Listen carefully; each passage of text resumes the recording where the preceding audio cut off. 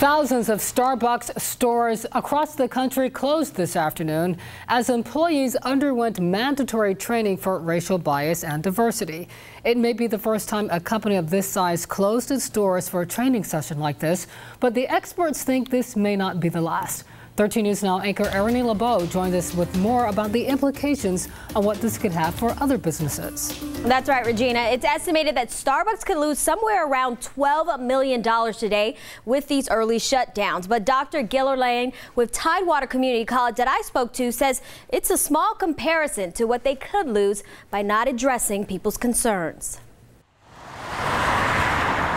We make our decisions on where we're going to buy with our feet. We won't go there if we don't believe in the product or that the company's not standing for the things that we believe in. That's the risk Dr. Kelly Gillerlane, the Dean of Business Information and Public Services at TCC, says Starbucks could face if the company doesn't address people's concerns. Recently, the brewing giant faced some heat after two black men were arrested at a Philadelphia store while waiting for a friend. They didn't do anything. I saw the entire thing. Starbucks chairman Howard Schultz says the situation does not represent the company's values. And on Tuesday, thousands of stores across the country shut down for anti-bias training. In order to be competitive, need to make sure that they are addressing the concerns of their employees and their customers. The training consists of employees sharing life experiences and reflecting on biases, as well as talking to one another to create a space where everyone feels welcome. Everyone has different backgrounds and brings different experiences. A thing Dr. Gillerlane says could become more common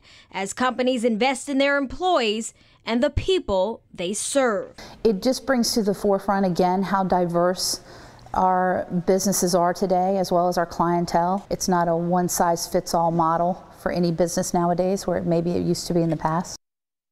And Starbucks says this type of training will continue and become part of how they train all their partners. Reporting, I'm Erin LeBeau, 13 News Now.